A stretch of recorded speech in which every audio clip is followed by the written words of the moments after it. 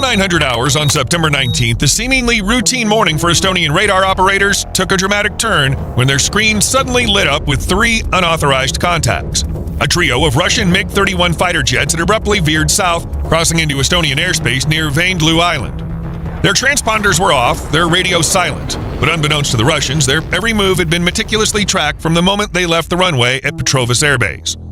This brazen violation of Estonian sovereignty marked the beginning of a tense and extraordinary confrontation that would unfold in the skies above the Baltic.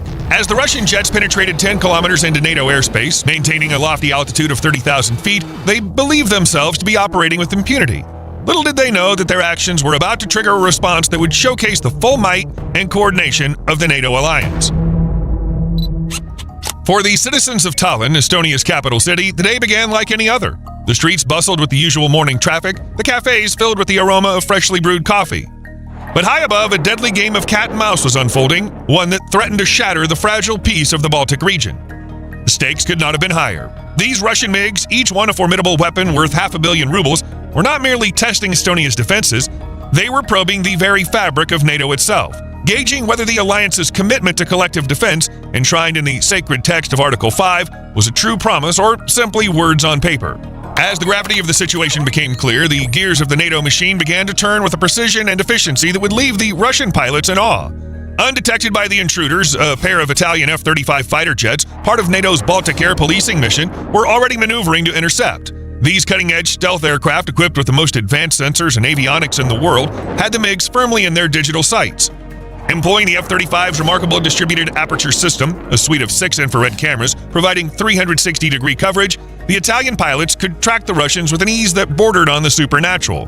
They watched the heat signatures of the MiG's twin Soloviev D-30 F-6 engines burning brightly against the cold blue of the Baltic sky, all while remaining completely invisible to the Russian radar. This technological asymmetry was just the beginning of the MiG's woes. As the Italian F-35s moved into position, a complex ballet of NATO assets was already working in harmony to spring the trap. To the east, a flight of Finnish F-18 Hornets deliberately maintained a visible presence on Russian radar screens, subtly herding the MiGs toward their fate.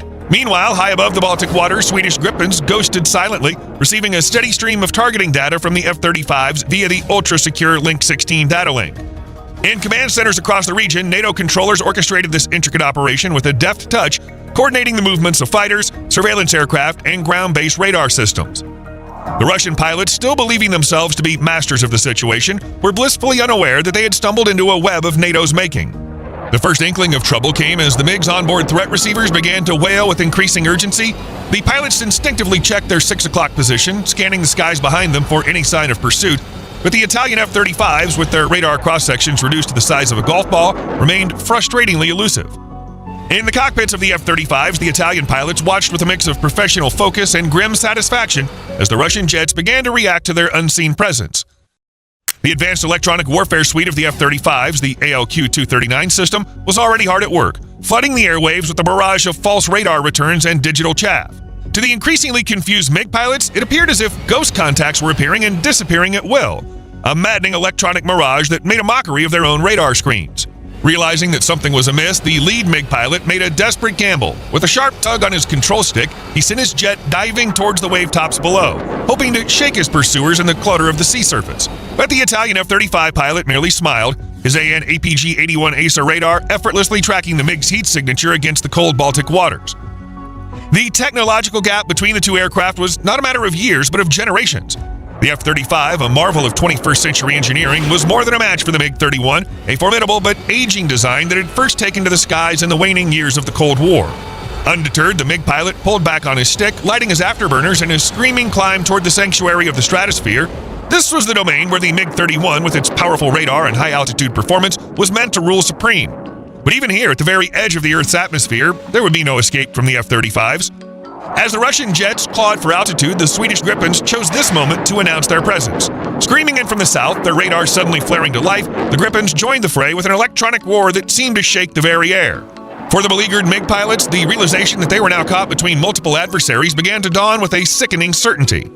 The ensuing minutes were a blur of desperate maneuvers and increasingly frantic radio calls. The MiGs twisted and turned, trying in vain to shake their pursuers, but the Italian F-35s and Swedish Gripens, working in flawless coordination, matched them move for move.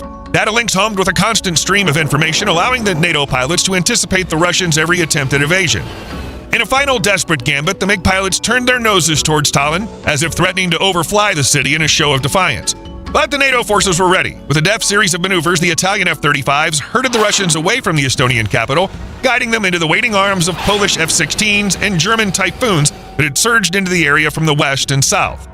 It was a magnificent display of NATO solidarity and power. Fighters from Italy, Sweden, Poland, and Germany, working in concert with ground controllers and surveillance assets from across the alliance, had come together to face down the Russian challenge. The message was unmistakable. The Baltic skies belonged to NATO, and any incursion would be met with swift and overwhelming force. As the reality of their predicament sank in, the Russian pilots began to frantically assess their dwindling options. Fuel was now a critical concern. The high-speed maneuvering, the repeated punches into afterburner had drained their tanks at an alarming rate. Glances at fuel gauges revealed a grim truth. They were now flying on fumes. Their time in the air measured in minutes rather than hours.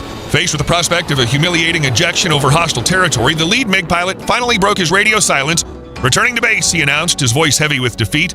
In the cockpits of the NATO fighters, a chorus of silent satisfaction greeted his words. The trap had been sprung, the message sent. But even as the MiGs turned tail and fled, the NATO forces refused to grant them the dignity of an unescorted retreat. Swedish Gripens, their targeting pods recording every moment in humiliating high definition, slid into close formation alongside the departing Russians. The MiG pilots, their heads hung low, could only endure the final indignity as their every move was documented for posterity. At the Polish border, the grim task of escorting the Russians home fell to a flight of F-16s from the Polish Air Force. These pilots, for whom the scars of Russian aggression ran deep, shadowed the MiGs with barely restrained glee. Their APG-68 radars remained locked on the retreating jets, the warning tones a constant reminder of NATO's technological and tactical superiority. As the MiGs finally limped back towards their base at Kaliningrad, fuel gauges hovering near empty, they received one final surprise. Instead of the hero's welcome they might have expected, they found themselves greeted by a wall of stone-faced NATO fighters, a silent rebuke to their failed mission. The implications of this encounter were far-reaching and profound. For Russia, it was a stark reminder that the days of unchallenged dominance in the Baltic region were over. NATO, with its cutting-edge technology, seamless coordination, and unwavering resolve, had demonstrated a mastery of the skies that could not be denied. For the people of the NATO nations, and especially for the citizens of Estonia who'd watched the drama unfold in their own backyard, the message was one of reassurance and hope. The alliance that had guaranteed their security and freedom for generations had once again proven its mettle in the face of Russian aggression. In the annals of aerial combat, the events of September 19th would come to be seen as a turning point, a moment when the balance of power in the skies over Europe shifted irrevocably. The age of stealth, of data links, and sensor fusion had arrived, and with it, a new era of NATO supremacy. As the dust settled and the adrenaline faded, the pilots and controllers who'd taken part in this extraordinary operation began to reflect on the magnitude of their achievement. They'd faced down a formidable adversary, demonstrating the power of teamwork, technology, and shared resolve. In doing so, they'd sent an unmistakable message to Moscow and to the world. The NATO alliance was stronger than ever, ready and willing to defend its members against any threat. In the days and weeks that followed, the story of the Baltic encounter would be told and retold, a cautionary tale for would-be aggressors and a source of pride for the men and women of NATO. The 21st century had brought with it new challenges, but also new opportunities. And as long as the alliance stood together, united in purpose and steadfast in its commitment to each other, no challenge would be too great to overcome. The Baltic Sea was quiet once again, but the echoes of that fateful day would linger long in the memory of those who'd been a part of it.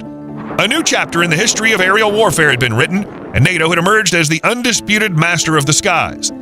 This is the story of that encounter, a tale of bravery, ingenuity, and the unbreakable bonds of alliance. This is the story of NATO's finest hour in the Baltic. What do you think?